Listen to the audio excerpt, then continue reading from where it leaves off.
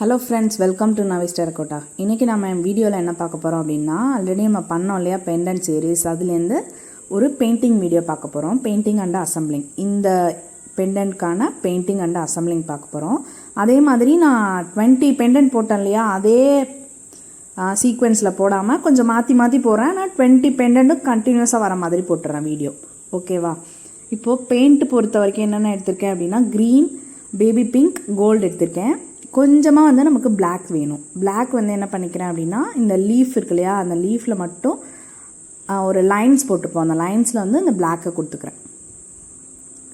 Beads வந்து நான் 20 beads normal plain beads தான் எடுத்து வச்சுருக்கேன். வேறு எதுவும் டிசைன் பண்ணதெல்லாம் எடுக்கல. நெக்ஸ்ட்டு வந்து பேபி பிங்க் எடுத்துகிட்டு இது வந்து இந்த ரோஸ் இருக்கு இல்லையா, இந்த ரோஸில் மட்டும் இந்த பேபி பிங்க் கொடுத்துக்கிறேன். உங்களுக்கு ரோஸ் என்ன கலர் வேணுமோ அந்த கலர் நீங்கள் கொடுத்துக்கலாம். அந்த பெட்டல்ஸ் அண்டு அந்த சைடில் இருக்கிற அந்த பார்ட் இங்கே மட்டும் பேபி பிங்க் வர மாதிரி கொடுத்துக்கிறேன். அந்த கேப்ஸ்லலாம் உங்களுக்கு என்ன பெயிண்ட் வரணும்னு நினைக்கிறீங்களோ அந்த பெயிண்ட் கொடுத்துக்கலாம். நான் வந்து பேபி பிங்க்கே கொடுத்துக்கிறேன். பார்த்தீங்க அப்படின்னா தெரியும். இந்த மாதிரி கொடுத்துட்டு அதே மாதிரி லீவ்ஸ்க்கும் இந்த ரோஸ்க்கும் வந்து கேப் வந்து நிறையா இல்லை. அதனால் ஒரு கலர் வந்து இன்னொரு இடத்துல பட தான் செய்யும். அதனால் லாஸ்ட்டில் வந்து அதை நம்ம சரி பண்ணிக்கலாம். இப்போ அந்த லீஃபில் பேபி பிங்க் பட்டிருக்கு. இப்போ நம்ம க்ரீன் பண்ணும்போது இந்த க்ரீன் வந்து அந்த பேபி பிங்க்கில் சம்டைம்ஸ் படுறதுக்கான சான்ஸ் இருக்குது. ஒருவேளை தெரியாமல் பட்டுட்டா லாஸ்ட்டில் எல்லாம் முடிச்சதுக்கப்புறமா மறுபடியும் அந்த இடத்துல பெயிண்ட் பண்ணிக்கோங்க. இப்போது நான் பிளாக் வந்து அந்த சென்டரில் லைன்ஸ் மாதிரி போட்டோம், அது மட்டும் பிளாக்கில் தெரிகிற மாதிரி, அதுக்கு டாப்பில் டிசைன் வந்து க்ரீனாக இருக்கிற மாதிரி பெயிண்ட் பண்ணிக்கிறேன்.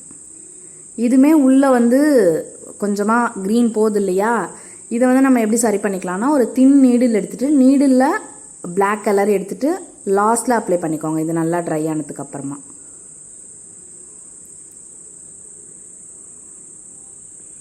பார்த்தீங்க அப்படின்னா தெரியும். நான் வந்து ஃபுல்லாக இந்த மாதிரி டிசைன் பண்ணிட்டேன். ஒருவேளை அந்த பிளாக் உள்ளே போச்சு அப்படின்னா லாஸ்ட்டில் நம்ம வந்து சரி பண்ணிக்கலாம். இந்த மாதிரி 3 லீவ்ஸ்க்கும் க்ரீன் கொடுத்துட்டேன். நெக்ஸ்ட்டு வந்து கோல்டு. இந்த கோல்டு வந்து காப்பர் கோல்டு எடுத்திருக்கேன். காப்பர் கோல்டு வந்து ஆல்ரெடி சொல்லியிருக்கேன், ஆரஞ்ச் அண்டு கோல்டு மிக்ஸ் பண்ணிக்கோங்க அப்படின்னு. மற்ற எல்லா இடத்துலையுமே நான் வந்து கோல்டு தான் கொடுக்க போகிறேன். அதாவது ஃப்ரண்ட்டு சைடும் சரி, பேக் சைடு எல்லாமே வந்து இனிமேல் கோல்டு தான். இந்த ரோஸ் அண்டு பெட்டல்ஸ், அதாவது லீவ்ஸ் மட்டும் கலரில், மற்ற எல்லாமே கோல்டில் கொடுத்துக்கிறேன். இது வந்து நார்மலாக எல்லா விதமான ட்ரெஸ்க்கும் நம்ம மேட்ச் பண்ணுற மாதிரி கோல்டு கொடுத்துருக்கேன். ஃபுல்லாக வந்து நல்லா பெயிண்ட் பண்ணிக்கோங்க. இந்த கேப்ஸ் லீவ்ஸில் இருக்கு இல்லையா, அந்த கேப்ஸ் எல்லாமே ஃபுல்லாக கோல்டு கொடுத்துக்கிறேன். இது நல்லா ட்ரை ஆக விட்டு பேக் சைடும் பெயிண்ட் பண்ணிக்கிறேன். நெக்ஸ்ட்டு பீட்ஸ் எப்படி பெயிண்ட் பண்ணுறதுன்னு சொல்லி கொடுக்குறேன். ஒரு சிலர் என்ன பண்ணுவாங்கன்னா, குச்சியில் குத்திட்டு நம்ம ஒவ்வொரு பீடாக பெயிண்ட் பண்ணுவாங்க. இந்த மெத்தட் ஃபாலோ பண்ணி பாருங்கள், கொஞ்சம் ஈஸியாக இருந்தது. அதனால தான் நான் இந்த மெத்தட் ஃபாலோ பண்ணுறேன். எல்லா பீட்ஸுமே ஃபஸ்ட்டு கியர் ஒயரில் கோத்துக்கிறேன்.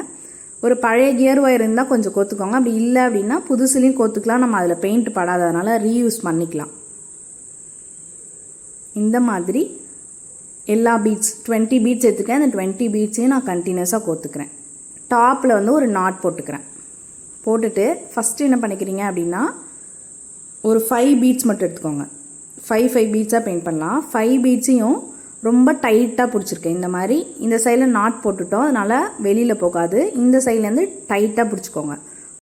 ஃபஸ்ட்டு ப்ரஷில் வந்து ரொம்ப பெயிண்ட் எடுத்துடாதீங்க, கொஞ்சமாக எடுத்துகிட்டு ஃபுல்லாக ஃபோர்ஸாக வந்து ஃபஸ்ட் அடிங்க. டைட்டாக பிடிச்சிருக்கேன், அதே மாதிரி ஃபோர்ஸாக அடிக்கணும். இந்த மாதிரி நீங்கள் அடிச்சிங்க அப்படின்னா ஃபஸ்ட்டு கோட்டிங்கில் என்ன ஆகும்னா, டாப் சைடு அந்த எட்ஜஸ் எல்லாமே வந்து பெயிண்ட் ஆகிடும். நெக்ஸ்ட்டு என்ன பண்ணுறீங்க அப்படின்னா, அந்த 2 பீட்ஸ்க்கு இடையில கேப் இருக்கும் இல்லையா, அது வந்து பெயிண்ட் ஆகாமலே இருக்கும். அப்போ என்ன பண்ணணும் அப்படின்னா, கொஞ்சமாக பீட்ஸை வந்து லூஸ் விட்டுக்கோங்க. கொஞ்சம் வந்து பீட்ஸ் வந்து அங்கங்கே போகிற மாதிரி விட்டுட்டு பெயிண்ட் பண்ணோம் அப்படின்னா அந்த இடமும் வந்து நமக்கு பெயிண்ட் ஆகிடும். இப்போ பார்த்தீங்க அப்படின்னா தெரியும். ஃபஸ்ட்டு வந்து டைட்டாக பிடிச்சிட்டு ஃபோர்ஸாக பெயிண்ட் பண்ணோம். நெக்ஸ்ட்டு டைம் வந்து கொஞ்சம் லூஸாக விட்டுட்டு பீட்ஸ் வந்து உருண்டு போகிற மாதிரி வச்சுட்டு பெயிண்ட் பண்ணோம் அப்படின்னா கண்டிப்பாக வந்து அந்த கேப்ஸ் எல்லாமே ஃபில் ஆகிடுது. சேம் மெத்தடில் இன்னொரு டைம் பண்ணி காட்டுறேன். ஃபஸ்ட்டு ப்ரஷில் கொஞ்சமாக பெயிண்ட் எடுத்துகிட்டு டைட்டாக பிடிச்சிட்டு இந்த மாதிரி பெயிண்ட் பண்ணிக்கிறேன். இந்த இதில் வந்து ஃபஸ்ட்டு பீட்ஸ் வந்து லைட்டாக தான் உங்களுக்கு நகரும். அதுவே இந்த கேப்ஸ் பெயிண்ட் பண்ணும்போது என்ன ஆகும் அப்படின்னா, பார்த்தீங்க அப்படின்னா கேப் வந்து பெயிண்ட் ஆகாமல் இருக்கு இல்லையா, இப்போ வந்து கொஞ்சம் லூஸ் விட்டுக்கிறேன். இப்போ இந்த மாதிரி சேம் மெத்தடில் கொஞ்சமாக ப்ரஷில் பெயிண்ட் எடுத்துகிட்டு ஃபோர்ஸாக பண்ணோம் அப்படின்னா பீட்ஸ் வந்து நகருது இல்லையா, அந்த கேப் வந்து பெயிண்ட் வந்து ஃபில் பண்ணிக்கும். ட்ரை பண்ணி பாருங்கள். உங்களுக்கு ஒர்க் அவுட் ஆச்சுன்னா இந்த மெத்தட் ஃபாலோ பண்ணிக்கோங்க. இதே மெத்தடில் நான் எல்லா 20 பீட்ஸ்க்கும் வந்து பெயிண்ட் பண்ணிக்கிறேன். அதே மாதிரி நம்ம ஃபோர்ஸாக பண்ணுறதுனால பெயிண்ட் வந்து உடனே வந்து ட்ரை ஆகிடும். கையில் பட்டாலும் தொட்டு பார்த்தாலும் கையில் வந்து படாது. பார்த்தீங்க அப்படின்னா தெரியும், ஈவனாக வந்து எல்லாமே பெயிண்ட் ஆகிருக்கு. இதே மெத்தடில் நான் இந்த 10 பீட்ஸையும் வந்து பெயிண்ட் பண்ணிக்கிறேன். நான் வந்து இப்போ பேக் சைட்லேயும் வந்து பெயிண்ட் பண்ணிட்டேன். நெக்ஸ்ட்டு வந்து டீப் பிரில்லியன் பர்பிள் கொஞ்சம் எடுத்துகிட்டு லைட்டாக இந்த மாதிரி கையில் விரலில் வந்து தேய்ச்சிக்கிறேன். இந்த பெட்டல் இருக்கு இல்லையா, ரோஸ் பெட்டல், அதில் டாப்பில் வந்து கொஞ்சம் டார்க் ஷேடு வரத்துக்காக நல்லா ட்ரை ஆனதுக்கு அப்புறமா வார்னிஷ் அடித்து எடுத்துட்டேன். நெக்ஸ்ட்டு என்ன பண்ணிக்க போகிறேன் அப்படின்னா, இது வார்னிஷ் அடிச்சிட்டோம். அசம்பிளிங்க்கு நான் என்ன எடுத்துருக்கேன்னா கொஞ்சமாக கிறிஸ்டல் பீட்ஸ் எடுத்துருக்கேன். இது வந்து உங்கள்கிட்ட இல்லை அப்படின்னா நார்மல் கோல்டு ஆன்டி கோல்டு பீட்லாம் இருக்கும் இல்லையா, அது யூஸ் பண்ணிக்கோங்க. நான் என்கிட்ட இருந்தது, அதனால் இந்த கிறிஸ்டல் எடுத்துக்கிட்டேன். ஃபஸ்ட்டு கியர் ஒயர் கொஞ்சமாக கட் பண்ணிவிட்டு ஒரு 2 கிறிஸ்டல் போட்டுக்கிறேன். ஒரு பீடு, ஒரு டெரகோட்டா பீடு, ஒரு கிறிஸ்டல், இந்த மாதிரி. இது வந்து ரொம்ப சின்ன சைஸ், ஒரு 3 mm தான் இருக்கும், அந்த சைஸ் கிறிஸ்டல் பீடு தான். கொஞ்சம் பெரிய சைஸ் 4 mm எடுத்திருக்கேன், 3 mm எடுத்திருக்கேன். ஏன் அப்படின்னு சொல்லிடுறேன். இதே மாதிரி மற்ற எல்லா பீட்ஸையும் வந்து ஃபஸ்ட்டு 10 பீட்ஸ் கொத்துக்கோங்க.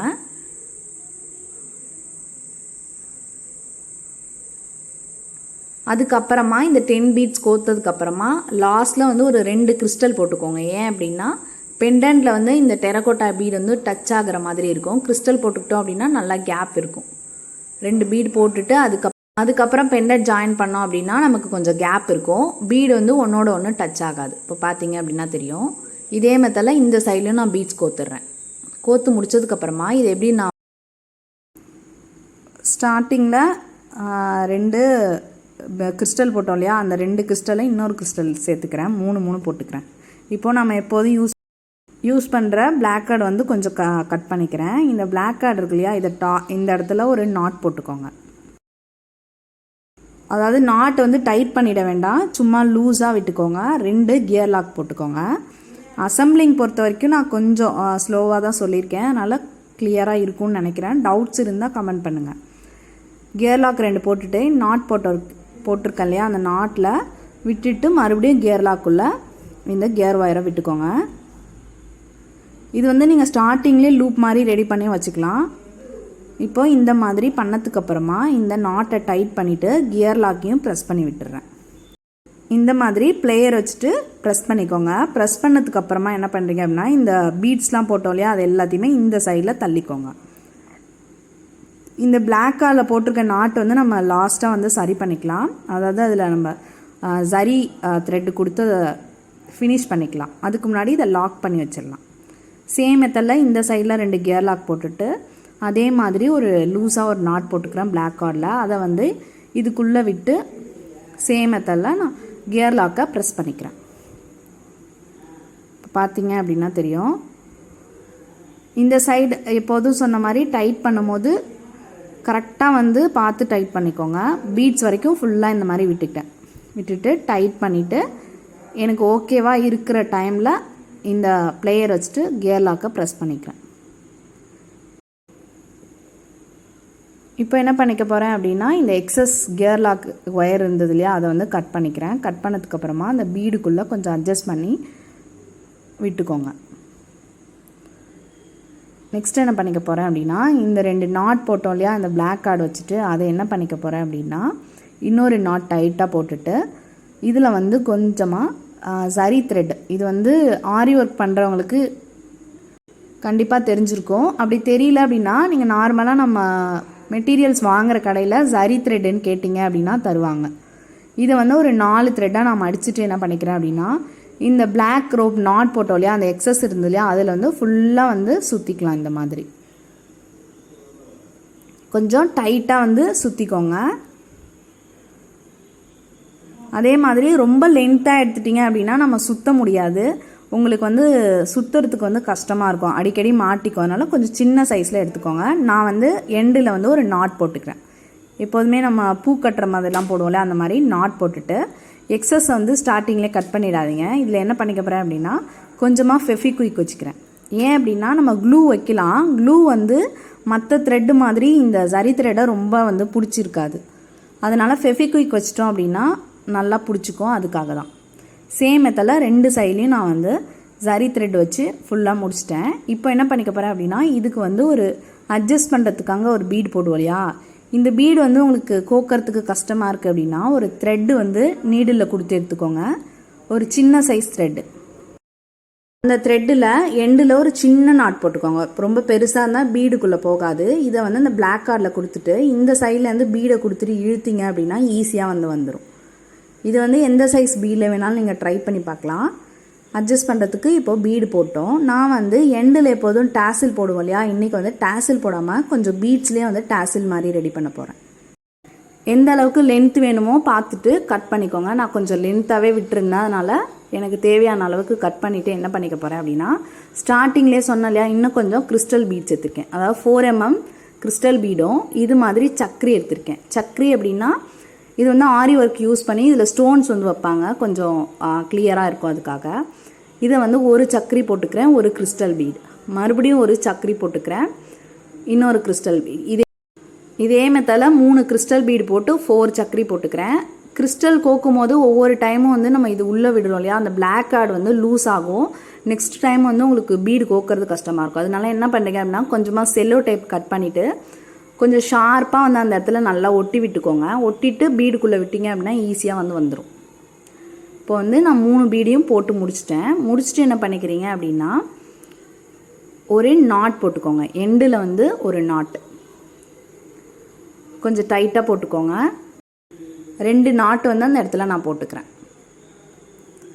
போட்டதுக்கப்புறமா இந்த பீட்ஸும் சக்கரையும் போட்டோம் இல்லையா, அதை இந்த மாதிரி இழுத்து விட்டு அதுக்கு டாப்பில் வந்து அந்த பீடு டைட்டாக இருக்கிற மாதிரி ஒரு நாட் போட்டுக்கோங்க. அதாவது பீடு வந்து அந்தாண்ட போகாமல் நாட் போட்டதுக்கப்புறமா இந்த எக்ஸஸ் இருக்கு இல்லையா, இந்த எக்ஸஸ் வந்து நம்ம கட் பண்ணிடலாம். நெருப்புலேயும் காட்டலாம் நீங்கள். அப்படி இல்லை அப்படின்னா அந்த நாட்லேயும் அந்த நாட் போட்டு அந்த எண்டு இருக்கு இல்லையா, அந்த இடத்துலையும் வந்து கொஞ்சமாக ஃபெவிக்விக் வச்சுட்டு அந்த எக்ஸஸை கட் பண்ணிங்க அப்படின்னா அது பிரிஞ்சு வராது. இதே மெத்தடில் இந்த சைட்லேயும் நான் வந்து டாசில் ரெடி பண்ணிடுறேன். இப்போ 2 டாசிலும் ரெடி ஆயிடுச்சு எனக்கு. இப்போ பார்த்தீங்க அப்படின்னா தெரியும், ஃபுல் பெண்டன்ட் வந்து ரெடி பண்ணிட்டேன். இதில் ஏதாவது டவுட்ஸ் இருந்தது அப்படின்னா கமெண்ட் பாக்ஸில் கமெண்ட் பண்ணுங்கள். நான் வந்து என்ன அப்படிங்கிறத கிளியராக சொல்லிடுறேன். இந்த வீடியோ உங்களுக்கு பிடிச்சிருந்தது அப்படின்னா லைக் பண்ணுங்கள், ஷேர் பண்ணுங்கள், மறக்காமல் சப்ஸ்கிரைப் பண்ணுங்கள். நம்மளோட இன்ஸ்டாகிராம் ஐடியா ஃபாலோ பண்ணுங்கள். அதே மாதிரி டெய்லி வந்து ஒரு பெண்டன்ட் சீரீஸோட பெயிண்டிங் அண்ட் அசம்பிளிங் பார்க்கலாம். இதே மாதிரி கிளியராக உங்களுக்கு சொல்லணும் அப்படின்னா கமெண்ட் பாக்ஸில் கமெண்ட் பண்ணுங்கள். தேங்க்யூ ஃபார் வாட்சிங்.